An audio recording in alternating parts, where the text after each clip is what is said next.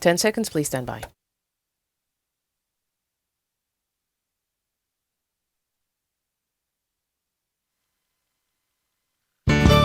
From our studios on Florida's Gulf Coast, this is Women of Grace Live.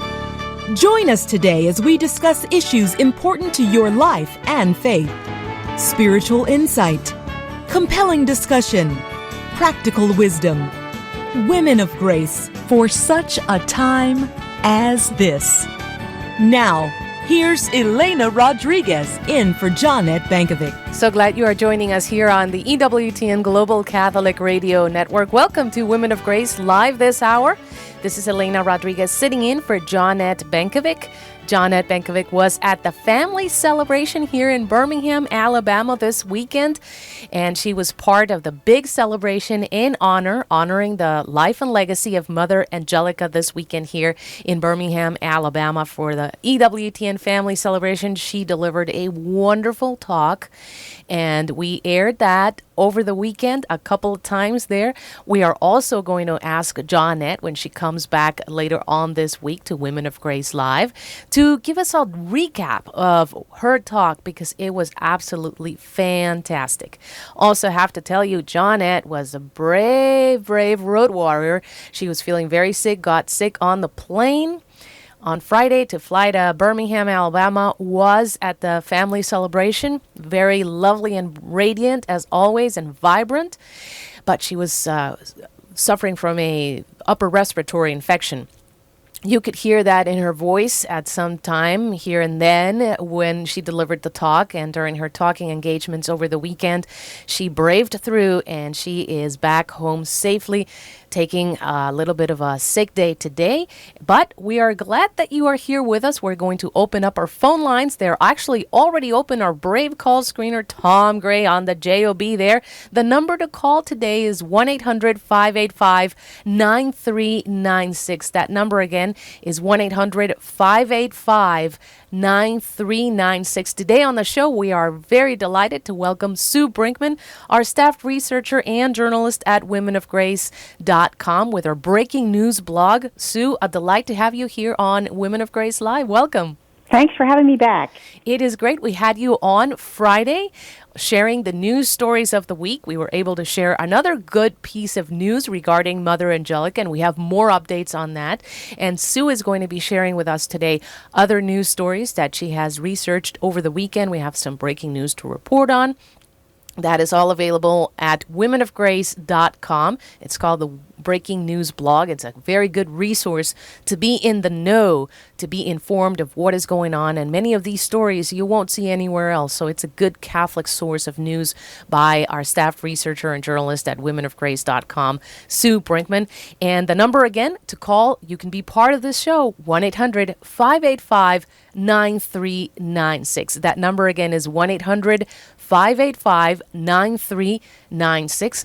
I'm also checking your text messages. You can text in your question, and here's how to do it. Text the letters EWTN to 55000. That number again is 55000. Text the letters EWTN. We'll be checking your text messages there, and you'll get a text message back. Follow the instructions there. Basically, then you send another text to us that has your name and your question. Very easy to do.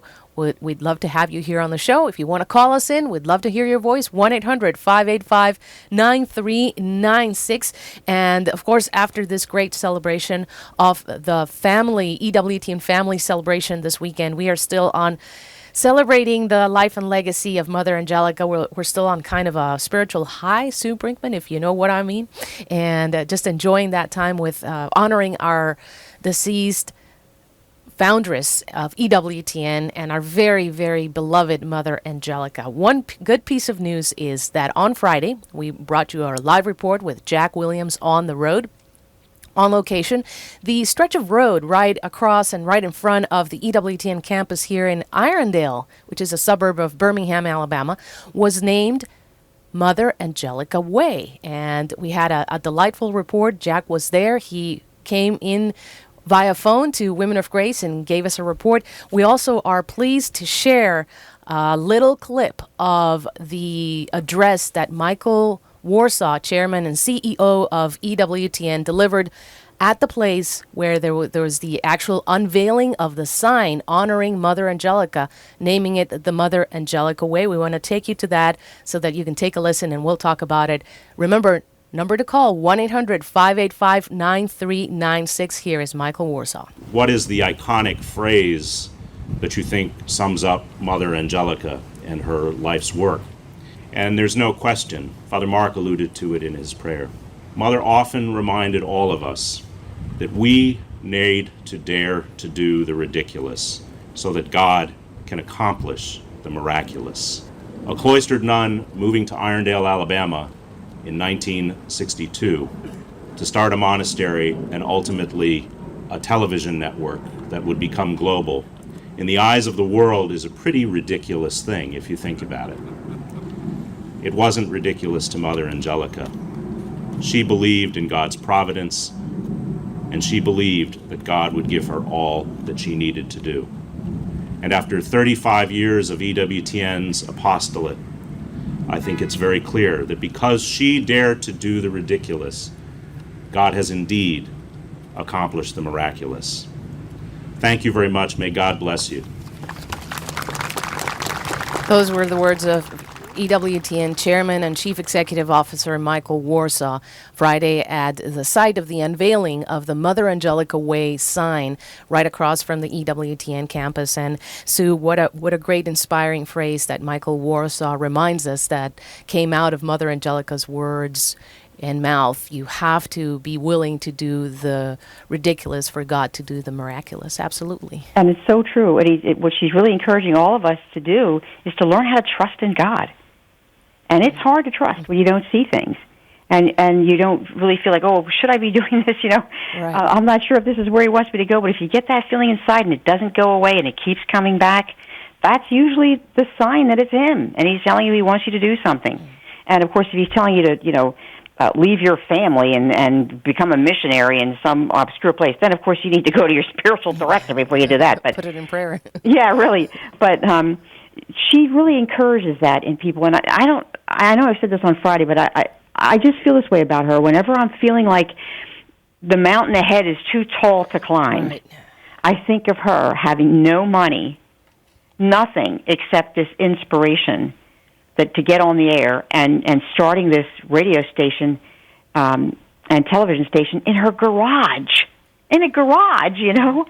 and saying, the Lord will provide. And he always did. And he did a lot of times at the last minute. And I know he would say to the Lord, well, I wish you would, kind of work a little bit further in advance than that. Mother Angelica was pretty brave. But, right. She is an inspiration to all of us. And in the course of her everyday life, not even in things that huge, like what she undertook so many years ago, but even the little things in our life, we can show more trust in God. We can show more trust in God. If she could do that, we can, in the course of our everyday life, show more trust in God. Yes.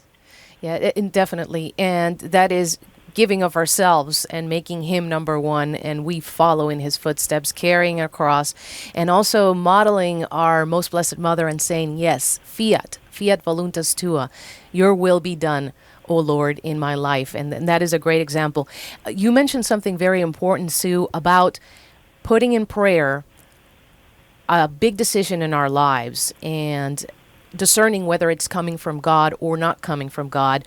I know that you, coming from your Carmelite third order spirituality with Carmelite spirituality, have yourself been in positions during your life when you have discerned if something is coming from God, if it's a call from God or not, when it implies also other big consequences in your life. And I want to bring in Maria, who is listening in Rochester, New York, to Stations of the Cross. I love that name. Yeah, me too. Stations of the Cross. Maria, what is your question for Sue Brinkman, because it's related to precisely what we're talking about. Go right ahead, Maria.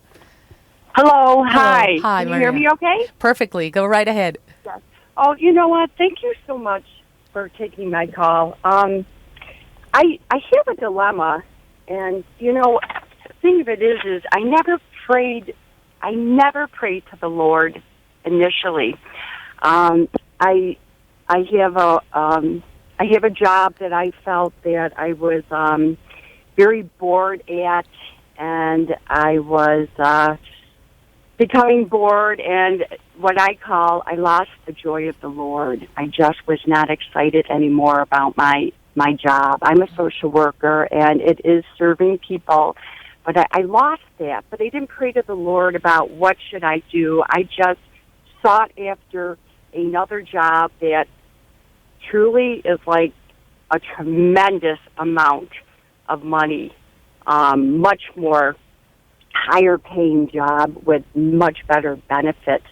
Never thought in a million years I would get this particular job, and sure enough, I got the job. It happened. And now I feel stuck because I have no idea what to do, because I feel selfish. I feel like, is this what the Lord wants me to do? Mm-hmm. I have no peace within myself. I'm afraid to leave my job for a new job. And I feel like everything is on my terms and not the Lord's terms. And I can't discern. Does he want me to take this new job or not? I have no idea what to do. So, Maria, have you taken the job already? It's a tentative offer. Okay. So I have not said yes or no. I'm just going through the motions. I'm petrified. I don't know if I want the job. And, putting the pay aside, I don't know what to do. I don't know where I can find that joy of the Lord that I'm missing, that I felt like I had at one time in my life, that's no longer there. Well, there's a lot of different things to touch on here. When you're losing the joy of the Lord, there's a growth process in the spiritual life, and you do reach a point where he does take away from us a lot of our consolation. And he does that for a purpose, because he wants to mature us in our spirituality, and he wants us, this is usually now in regards to prayer. Your prayer will just dry up. You just feel like you don't have any devotion left. You wonder, do I really love the Lord the way I should? Or the way I did before? Am I backsliding? These are very common questions that people ask themselves when they're going through this.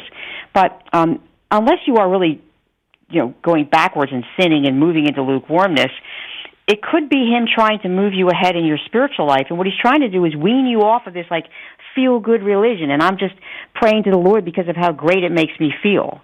Because sooner or later, you've got to be able to come to the Lord for him, and not just for you. And that's a big, big turning point in a person's spiritual life.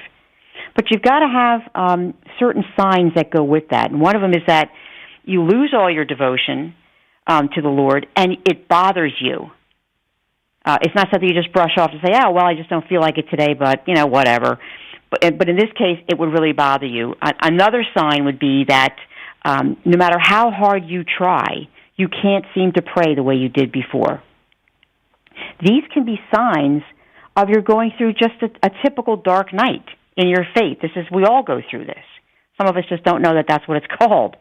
But that can be, I just want to put that out there because it's something that you need to put into your discernment process. Is that what you mean by lost the joy of the Lord? If you're talking about losing the joy of the Lord in your job and in your work, that it's just not joyful for you anymore the way it used to be. It could be that you just become acclimated to it, and maybe it's just not, you're not on that new job high anymore. It could be something like that too.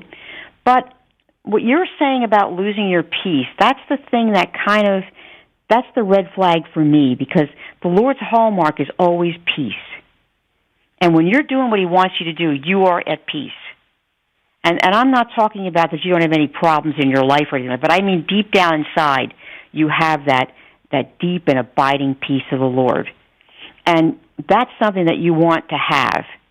And if you're thinking about this other job and it's getting you so churned up and upset about it, you might want to consider not taking it, or do what I do when it's something very big and I truly am just, flummoxed. I just have no idea what he wants me to do.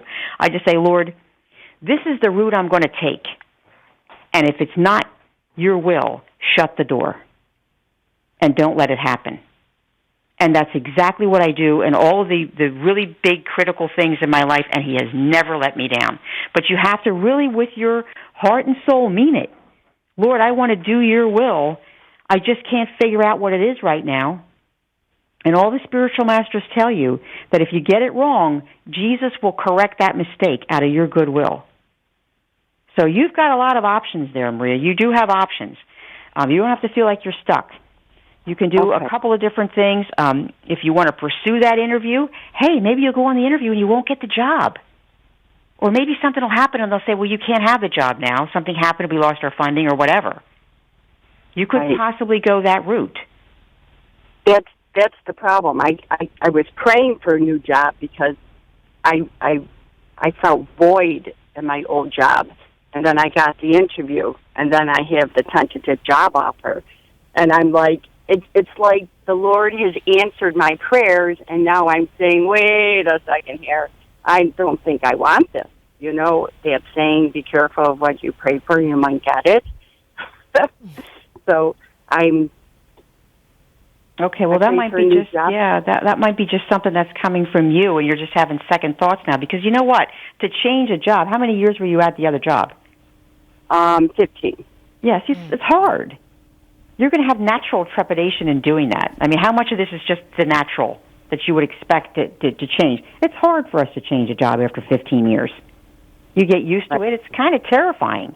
Are you sure that this isn't what you're feeling? Is that you're terrified, or you're just like apprehensive about the change?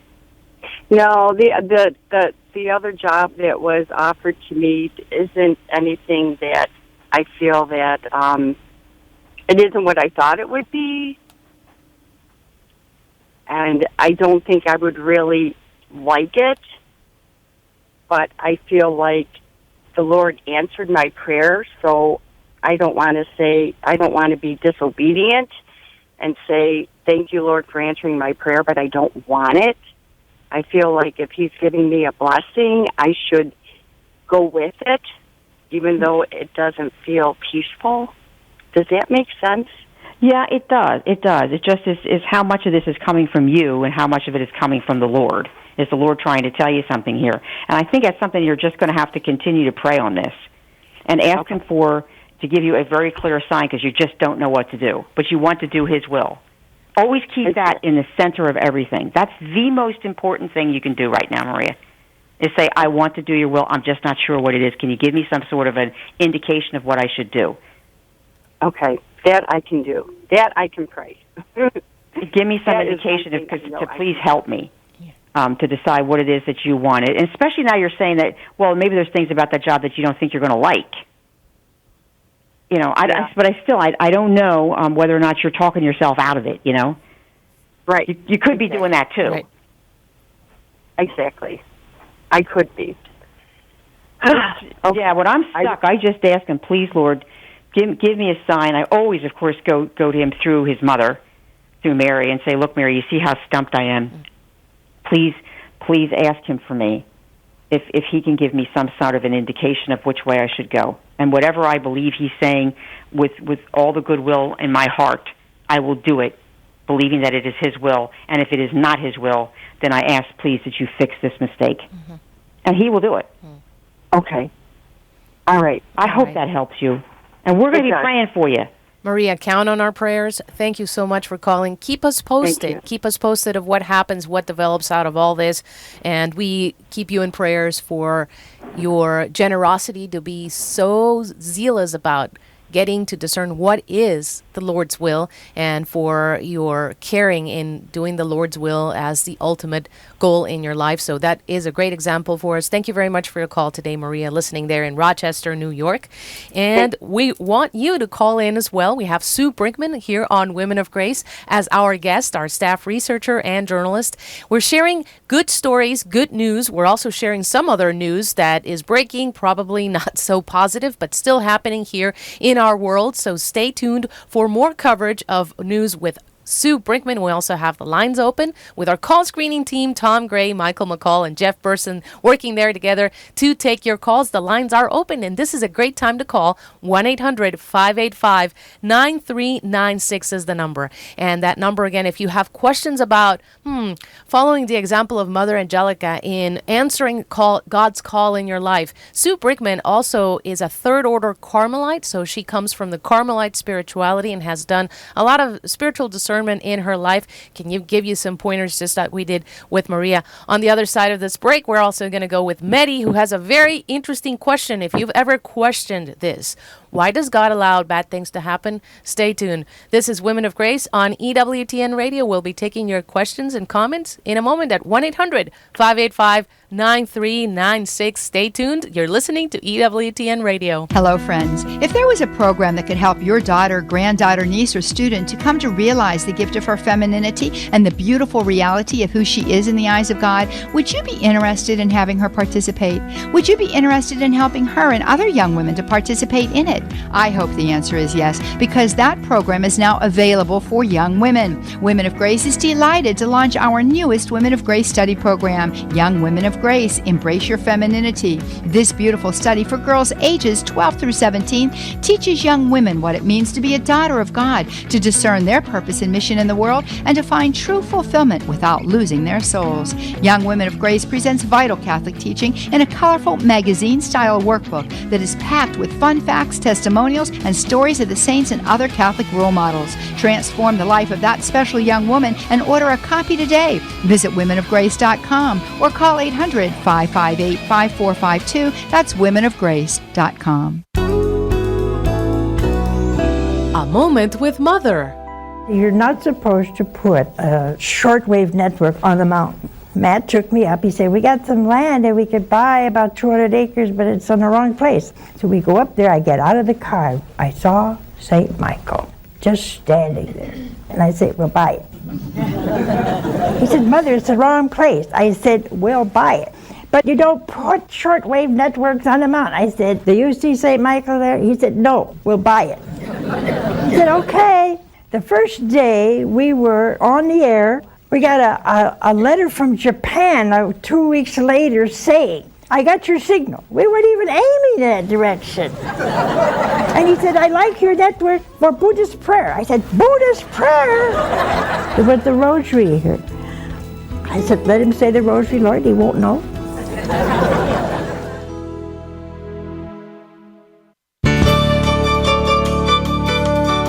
Welcome back to Women of Grace here at 22 minutes past the hour on the EWTN Global Catholic Radio Network. Elena Rodriguez sitting in today for Janet Benkovic, taking a little bit of a sick day with an upper respiratory infection. She did such a wonderful job at the family celebration, such a beautiful talk. And I told her, Sue, that she was a candle spreading light, burning herself out to spread the light, the truth of God. And she really did a remarkable job. She will be back again on Women of Grace to share bits and pieces of that wonderful talk with our listeners. And of course, we have our lines open so you can participate here with our guest, Sue Brinkman. Today, 1-800-585-9396 is the number. We are talking about some news stories, good news coming from about Mother Angelica on the unveiling of the Mother Angelica Way sign and just outside of EWTN on that stretch of road here in Birmingham, Irondale, a suburb of Birmingham, Alabama. We're also talking about the joy of this past weekend celebrating her life and legacy at the family celebration. If you happen to be traveling back from the family celebration on the road with us, give us a call and share your insights. 1-800-585-9396. We're also taking your calls about the news stories that Sue Brinkman is sharing with us and reporting about. And one of those calls is Medi's. He is listening in Tampa, Florida, posing a very interesting question. Just wait until you hear that. He's listening on to EWTN Radio through Sirius XM 130. Medi, what is your question for Sue Brinkman? Go right ahead, please. Hi, how are you? Doing very well, thank you. Welcome to Women of Grace. Thank you. I went to Mass this morning, and after Mass, we prayed the rosary, and then for some reason, I was just sitting there, and I started having these heavy feelings in my heart, and I said, God, why are you allowing these things to happen? Our government, the United States is a mess, all over the world, the gay marriage, the abortion, and I know that Mother Angelica, I love her to death. I followed her on, her 10 o'clock TV show. I learn a lot from EWTN, from everybody, but still I have questions to God that He has the power to stop there's things that's going on, and I felt heavy in my heart to say, I know you exist, but why is he allowing this to happen? Why? I mean, I feel like sometimes prayer is not being answered the way I wanting to see it, and I know I will continue to pray, but why do I feel this way right now? Oh, I think that's it's an age-old question. It really is, and we all grapple with that from time to time. So don't feel bad for 1 second for having thoughts like that, really. The thing is, though, you got to understand that who God is. And God is enormous. His intelligence is so far beyond what we can comprehend that we often fall into the habit of trying to make God like us. And we try to make him into an equal. This is something that Frank Sheed writes about in his book, Theology and Sanity. We want to make him into an equal, meaning we want to be able to understand how he thinks. And we'll never, ever be able to do that because he's so enormous and so beyond our comprehension.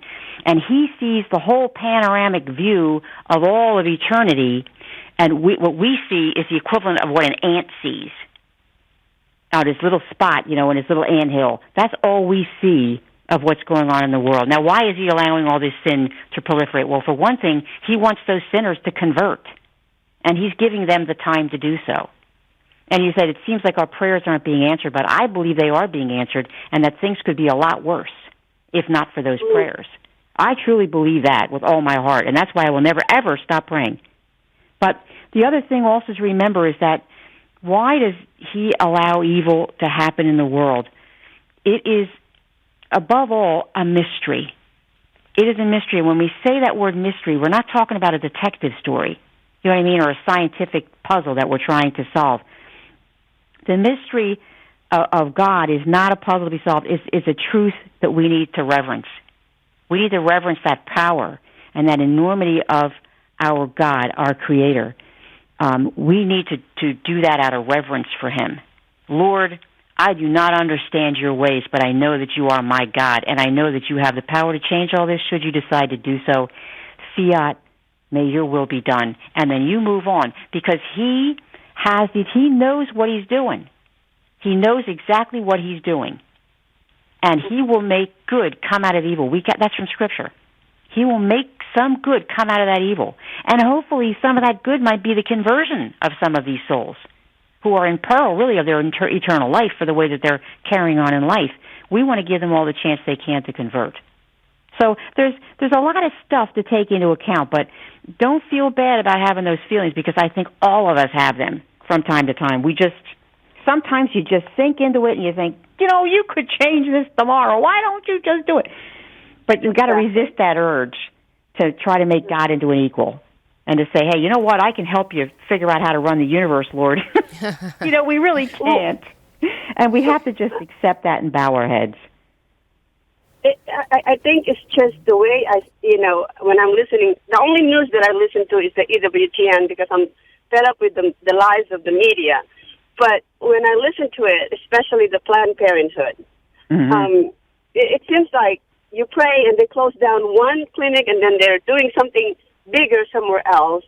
And, and I hope God will not be upset with me when I feel this way, because I just wanted it to end and just people see, how good we have it, how good of, we have, I don't know if I should mention this, but we have a problem with people don't understand that we're killing a baby who is probably the child who will find a cure for cancer one day, or be the best president that we can ever have. Yep. Millions of babies are being killed, and they don't see that as, and I pray, and sometimes I just get frustrated, and, because I have friends that also doesn't think it was wrong, so and I'm sorry, I hope it's not wrong to ask God about, what is he doing, why he's not doing anything. Sure, we understand, Medi, and God wants you to be the intellectual part of your faith. Hold on the line. We're about to take a break here, but when we continue on the other side of this break, we'll bring up Sue Brinkman to comment a little bit further on your question, Medi, and we'll continue to share the news stories of the week here on Women of Grace on EWTN Radio. You can chime in. We still have a couple of lines, but you better hurry up to chime in on the show today live here. 1-800-585-9396 is that number. 1-800-585-9396. You can also text EWTN, the letters EWTN, to 55000 with your name and question. Stay tuned. 60 Seconds with Father Mitch Pacwa. There's a constant spreading of indifference to religion. See that attitude, well, you've got your religion and I have mine, or I have no religion, but that's all up to you. It's all a personal choice. It doesn't matter. If you go to hell and fry, it doesn't matter. Yes, it does! And it matters to me if I do. Also, secularism. Well, we'll just keep religion out of it. That was never the intention of the founders of these United States. Don't buy that bologna sausage. The founders of this country were thoroughly religious. And they intended this to be a very religious country. And Thomas Jefferson, one of the people they sometimes say was irreligious. Thomas Jefferson said, this government cannot work if all we have are the laws. If we don't have religion to help people keep a sense of why they should keep the laws, it'll fail. The people you know and trust are on EWTN. You have a voice in your head. How did he know that, the voice just said? Because we all do. And the words you speak to yourself matter a lot. Our words shape our self-perception. Our self-perception shapes our actions. Our actions shape our lives. Words are at the foundation of our whole lives.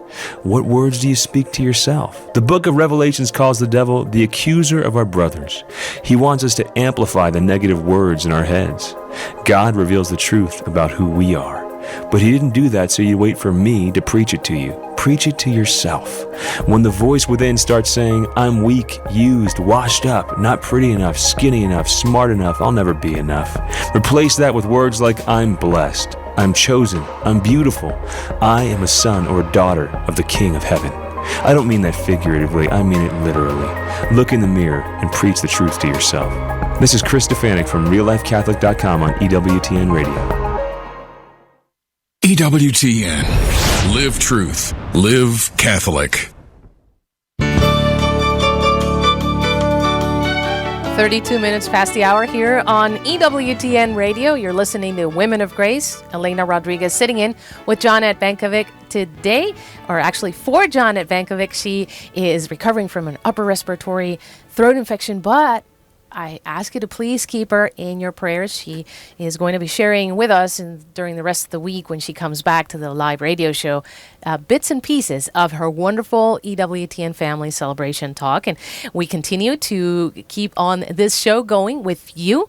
You can call in 1-800-585-9396. The number, again, is 1-800-585-9396. And we are getting more and more calls, so this would be a good time to chime in. You can talk to Sue Brinkman, who is our staff researcher and journalist at womenofgrace.com, and our guest today here on Women of Grace. Sue is also a third-order Carmelite, so questions about discerning and spirituality also very welcomed today on our show. And Sue, before we went to this break, we were speaking with Medi, who is still holding on the line, and she pointed to a very important question. Why does God allow bad things to happen? Like, for instance, why does God allow abortion? In abortions, we could be killing the person who was supposed to invent the cure for cancer and save so many other lives. What do we say to questions like that? Well, we probably are killing the person who could have invented the cure for cancer. We need to understand that. Yes, we are, because that's the evil that we're allowing into our world through our sin. That's how it gets here, is through sin. But, whenever I think that way, and at the different occasions in my life when I've had something go wrong, and I say, Lord, why are you doing this? Why are you doing this now? I get a thought that'll go through my mind, and I know it comes from the Holy Spirit because it always makes me feel peaceful. He reminds me of how Mary was at the foot of the cross. Mm. And what I'm doing is I'm asking a question. I'm saying to him what Mary, of course, didn't say. And it's like, Lord, why did you take him? He was only here for 3 years. You could have left him here for 50 more years. All that time, think of what he could have done for Christianity. But instead, you took him after but 3 years. And he died so horribly. I mean, it wasn't that he just was, quickly killed by a stoning or something. He was tortured and maimed by these nails being driven through his feet, these hands that only reached out to heal, pierced with a nail. Why would he do that? And I think to myself, the lesson that he was showing me that is that, you know what, when you let go of the word why and you stop asking it, that's when you find your peace. That's when you're realizing God is God and you are not. You don't understand it. And you know what? It brings you a lot of peace when you do that, and you just stop asking that, because that question is a torment. It's a torment. Why? Just because we don't understand doesn't mean that it doesn't make sense. In God's view, He's allowing it for a reason. And as long as we trust in Him, the way Mother Angelica so heroically taught us, as long as we trust in Him, it will be okay. It will be okay, but we've got to trust. We've got to bow our head and say, yes, Lord, and continue on with our prayer against evil. We should always pray against it. We shouldn't just, surrender and say, okay, let whatever happen, happen. You should still pray against it, because you don't know how your prayer might be mitigating these evils that are going on. There's a lot of Planned Parenthood clinics and other abortuaries that have closed in the last 5 or 6 years. They've had some serious problems in that industry. They also don't have enough doctors and abortionists in this industry anymore either. So they have a lot of problems on the horizon even coming ahead. So my suggestion would be forget why. Just don't ask why. And I always tell myself, remember, Sue, with God there is no why. There is no why. There is just you bow your head and you say, yes, Lord. That's trusting in God. And pray for the grace to do it. Amen. Mehdi, does that answer your question? Mehdi, are you with us? Mehdi, can you hear us? Yes, I'm here. Very good. Does that answer your question? Yes, and thank you so much. I feel much, much better. It's just one of those days that, and thank you for saying not why, but rather, yes, Lord. And I'm going to make that a practice every day. Oh, God bless you, and we're going to be praying for you. Thank you, Sue, and thank you, Elena. Thank you very much, Mehdi, listening there in Tampa, Florida. Thank you for joining us. You can join us, too. The number is 1-800-585-9396 here on Women of Grace, brought to you by EWTN Radio. Our guest today is Sue Brinkman, the fabulous journalist, staff journalist at womenofgrace.com. You can always read Sue Brinkman's breaking news blog by going to womenofgrace.com. And also, we can communicate via texting. You can send us a text, send us your quick name and question very quickly. It has to be short, like all texts. So send the letters EWTN to 55000 and then follow the instructions. You'll have a text coming back to you. Then you will send another second text that will include your name and question. But you have to start the process by sending the letters EWTN to 55000 and then follow the instructions. That's actually how Robert texted us. Robert is saying, and this is real quick, Sue, so you can comment on this. He is saying, I hear a lot of effort in the pro-life movement and saving babies and stopping abortion, and I think that is just absolutely great. However, he says the pro-life movement should start earlier. It should start with family life, catechism of children. Any thoughts on this, says Robert? Oh, absolutely should start in the family, and children should be raised to respect life. I absolutely agree with him. That's a very, very good point. Don't wait for it to be taught in school or taught at church. Teach it right in your home to respect life, all life, not just the life of unborn babies, but also the life of the handicapped. They're often forgotten in this argument. When there are all these people aiming euthanasia at them. We just had a big movie again this year, You First or something like that. That was out, and it was all about somebody in a wheelchair who just decided his life wasn't worth living. Many of the handicapped say, hey, wait a minute, you're not speaking for me. I think my life is just fine. I've adapted to where I'm at. I'm fine with where I'm at. We don't respect people's lives unless they have some sort of great utilitarian value. And that's just not true. It's just not true at all. And also the elderly and other people who are very ill in hospitals and hospices who are put to death. The death penalty is another one. It costs us so much money to put somebody to death. It's actually cheaper if you just let them stay in the prison. It's millions and millions and millions of dollars for all these appeals that go on for 20 and 30 years in the case of these people who are on death row, notwithstanding the fact that it's not necessary. You don't have to kill them. They're already incarcerated. Society has been kept safe, and that's really what the whole point is behind that. John Paul II teaches that in his landmark encyclical in the Gospel of Life. But it's absolutely true that we should start all this when children are young, and they should be raised on this, on the fact that all life deserves respect, whether it's unborn, whether it's elderly, whether it's suffering from some sort of a handicap. All life is to be reverenced, and I think that's a very good point to make. Moms and dads, you got to start it right in your home. Right. Never too early, and always, children are always looking at us adults for examples and to follow our witness. They may not be able to vocalize. It's like saying a 3-year-old telling you, like, Mommy, I want you to give me a good example. But they are absorbing everything. They are so bright, so intelligent, and it is our duty to bring them up in the culture of life from even starting when they are in the womb, praying for them and having the siblings praying for them for their protection, for a safe pregnancy for mom and the baby. What a wonderful example. Thank you very much, Robert, for that question. We go to Miguel, who is in Storm Lake, Iowa, listening to EWTN radio through Sirius XM 130. Miguel, what is your question for Sue Brinkman here on Women of Grace? Welcome, Miguel. Oh, ¿cómo estás? Hi, everybody. Muy bien. Hi.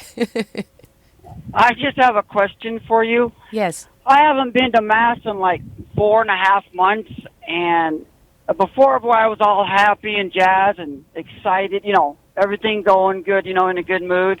But lately I feel like blah. It's like, okay, and I still say my rosary, I still say my prayers, but I just don't have no motivation. I don't know what's wrong with me. I got it, my whole back, I got it tattooed with the 12th station, and I don't know if I'm being punished for doing that or what. What is the tattoo on your back, Miguel? The 12 stations of the crucifixion. Oh, you mean the stations of the cross? Yeah, I got the 12th, the very last one done, on my back, the whole scenery. No, you're not being punished. You're not being punished for that. But we are required to go to Mass every week. And here's the thing, Miguel. You go to Mass out of reverence and respect for your God, not because you get anything. You're feeling good. You're getting good feelings there. That's not why we go to Mass. And sooner or later, you've got to grow out of that kind of religion where, unless it's making you feel good, you just don't want to do it anymore, because you are going to lose a lot of your devotion. That's part of the process. It's part of the process, because what God's trying to get you to do is He wants you to love Him for who He is, not only for what He does for you. And, of course, He wants to be our providential God. He does want to take care of us, but sooner or later we got to get over that. And we got to kind of mature a little bit in that faith and do the right thing. Now, you need to go to confession to confess that you have not been to Mass. That is a serious sin, and it's something that you need to do right away, because that's only going to make this malaise, the spiritual malaise that you're experiencing right now, this is only making it worse. Every Sunday that you miss, every day that goes by that you have not confessed that, because that is a requirement of our faith, is that we attend Mass every week. You have that opportunity at that Mass, Miguel, to eat the body and the blood of a God. And why wouldn't you do that? Why wouldn't you want to do that? We all need that in order to stay faithful to our God, especially in this secular culture that we live in. It's very difficult sometimes to hold on to our faith. We're being bombarded by people who tell us we're a bunch of marginalized fools and old-fashioned, and why do we believe in this stuff? You need to get that. Put that straight, Miguel. First of all, get that whole thing straight about not having attended Mass. Go to confession as soon as you can. Confess that to the priest. Begin to go to Mass every Sunday, regardless of how you feel. And you watch what the Lord does for you. You watch. That malaise that's in your spirit is going to be gone. It's going to go bye-bye. And you are going to be a much happier man for having done that. You ready to take on those steps, Miguel? What do you think? Yes, ma'am. 110% plus. well, we're going to pray for you so that you have the strength to do it and the spiritual strength to do it, and that we're just going to keep praying for you, Miguel. Okay? Thank you. I needed you guys. Thank you. All right, God Miguel. bless you both and everybody. God bless you, Miguel, too. listening there in Storm Lake, Iowa. We promise our prayers for you, our dear brother. So, see, it's so wonderful, Sue, because about half of our listenership calling in to Women of Grace are our strong and brave men who also want to answer their God's call to their authentic masculine spirituality, to live out God's call in their lives, and that is wonderful. We are here to encourage one another, and it is 44 minutes past the hour. Time to encourage one another here on Women of Grace, coming to you through the EWTN Global Catholic Radio Network. You can call in and speak to Sue Brinkman. The number is 1-800-585-9396. We go to Mary in San Antonio, Texas, listening to EWTN Radio through the wonderful Guadalupe Radio Network. Mary, your question for Sue Brinkman, please. Hi, can you hear me okay? Perfectly, Mary. Go right ahead. Wonderful. I was calling for a couple of things. I feel like my daughter needs a lot of prayer.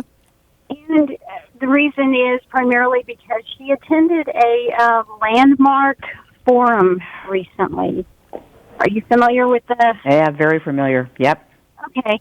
And, of course, you know, you can't talk to a person of this age group without a lot of resistance. She's 28.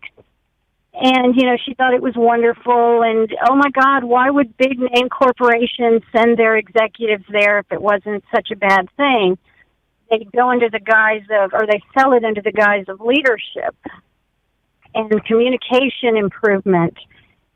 And I tried to tell her, well, if they named it a cult, hey, everybody, we've got a new cult going on, who in the world would go? You know? Exactly. So I just wanted to hear your thoughts on it and maybe whatever you've heard. I've read your blog on it, but... Yeah, Landmark has a very long history of problems. It is considered to be a white-collar cult, and that is by many experts in the field. And I'm thinking now of Dr. Margaret Sanger. She's at the University of California in Berkeley. She is an expert on cults and has written extensively about that. Rick Ross has also written extensively about Landmark. It actually it descended from the original New Age self-help seminar known as EST, which is Latin for it is, and it was founded by Werner Erhard. That's not his real name. It was a fake name, but here's where it comes from. Erhard was a former used car salesman who worked his way into a vice presidency at Parents Magazine, and he became very involved in the New Age and Zen Buddhism. And he attended some of the earliest group awareness seminars that were taking place back in the late 60s, early 70s in the retreat center known as Esalen in Big Sur, California. And that's really where the whole modern human potential movement originated, which is today the self-help type thing, Deepak Chopra and Wayne Dyer and all that sort of thing. He claims that he had a vision in 1971 while driving across the Golden Gate Bridge that led to the development of this. And Landmark takes teachings from the Church of Scientology. It takes it from various philosophies such as existential philosophy, motivational psychology, psycho-cybernetics, Zen Buddhism, Freud, Abraham Maslow, the whole works, Hinduism, Dale Carnegie, Vincent Peale. They're all in there just kind of a mishmash. And it's supposedly going to empower people to produce effective action. And he's going to help them to produce new ways of working. So this is why it's so big with employers. Employers who aren't really looking very deeply into the background of this thing. And the employers are thinking, this is going to build teamwork in my organization. The people are going to become better employees. No, it's not. I mean, people have killed themselves after being involved in this. They've been suicidal. They've had psychotic breaks during these episodes of the different seminars inside of like they'll do things in there where they'll make you look back over your childhood to these traumatic moments and try to relive them and that sort of thing. And this is being done not by trained psychologists, but just by seminar people. They're not trained in this. People have psychotic breaks. They have all kinds of issues afterwards from having been involved in these things. You would want to get your daughter out of that, and first of all, you're going to have to pray because it sounds to me as if she's not very open to the suggestion of leaving it, and that's because she's probably already being brainwashed by this group, and that's what they do. They reprogram the mind. That's what the whole thing is designed to do, to reprogram it. Trance-induction techniques are used to do that. And anyway, what you really need to do is, if you can, just yourself and your other family members, if you can find somebody who is a psychologist, who is an expert on the cults, you should go to them to talk about how to deal with this and also how to deal with your own issues. You know, when you've got a family member in a cult, there's a lot of stuff that you yourself need to deal with too, especially learn how to be more effective in persuading your daughter to get away from it. Now, Landmark has a lot of publications. They have a lot of lawsuits. I'm not really sure what it's going to take for your daughter to hear about it, but and to turn her around. But if I were you, I would seek out a psychologist who has a background in cult counseling, and at least get yourself in there for some counseling, and then try to get some good ideas for how to get your daughter out of this. Because you're talking about mind control here. It's not a laughing matter, Mary. It's not. It's something. It's serious, and you need to, I think, seek professionals in this that will help you and your family to help her. Does that help you at all? It does. I mean, I don't think she's totally engrossed in it. She's only gone to one session, the original one, and I hope that she wouldn't go attend anymore. But I tried to tell her anything that you have to, resolve, you can do it in front of the Blessed Sacrament, Yeah, but see, that's old hat to them. They don't want to do that anymore. That's just, I've been there, done that, and he didn't help me the way I wanted to be helped. So, therefore, they just abandon God, and they start to reach out for these other things. But if you were to just even Google in, Landmark lawsuits, Landmark seminar lawsuits, you will get so much stuff. Maybe that'll convince her. And you see so many people who have been hurt by this. Just a ton of them. Wrongful death lawsuits, a lot of them. So, Mary, keep our number there, 1-800-585-9396 handy. Check in with us in a few months. Let us know how that is going. Thank you, Mary, listening in San Antonio, Texas. We want to bring in Gloria, who is in Painted Post, New York, listening to EWTN radio through Stations of the Cross. Gloria, we just have a couple of minutes before we wrap up the show, but please quickly, what is your question? Okay, I was calling to see if you knew of ethically approved pharmaceutical companies that make flu vaccines. In 2012, the Catholic Register had an article about them, and they named something called Flusolvax by Novartis.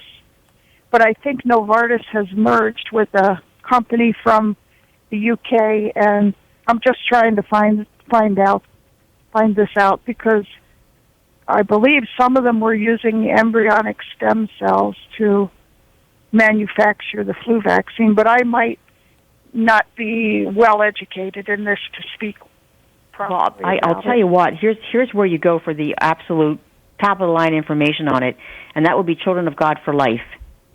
They have a huge section there on their website that's just dedicated just for that. They are really a world leader in the campaign for ethical vaccines. And if I were you, I would go to their website, and you will be able to find any information you need right on there. And that, again, is Children of God for Life. That's right, okay. Gloria. Thank you very much for your question. We want to ask you real quickly, Sue, we have a text message from Milani. She asks, what does it take to become a third-order Carmelite? It's many years of study, and you need to have a vocation to Carmelite, to living out the Carmelite spirituality in community. It's not just that you love St. Therese or St. Teresa of Avila or St. John of the Cross. It's that you want to live that spirituality in community for the good of the church. And if you really feel that, you can just you could Google that and find Discalced Carmelite. It's DISCALCED, Discalced Carmelite chapters in your area. And they will put you in touch with people, and they will invite you to attend a meeting as a guest, and you can begin to explore how to become a third-order Carmelite. There you go, Milani. Thank you very much, Sue Brinkman, for joining us here on this edition of Women of Grace, coming to you live from the EWTN Global Catholic Radio Network. Again, later on this week, Janet Benkovic will be with us, so make sure you tune in because she'll be sharing wonderful pieces of treasures of spirituality from her EWTN Family Celebration Talk this weekend. Sue, always a joy to have you, and thank you for your years of preparation. Thank you so much, Elena. And we look forward to the next time we can have you here on Women of Grace. We have Sue Brinkman and her breaking news blog at womenofgrace.com, and we have her very frequently here on Women of Grace at 11 a.m. Eastern, Monday through Friday, for you to call in and share your insights and questions about the news topics of the week. Coming up within the next 5 minutes, Debbie and Jerry will be here on Take Two to take your questions. The number is the same, 1-800-585-9396. This is Elena Rodriguez. God bless you and stay tuned.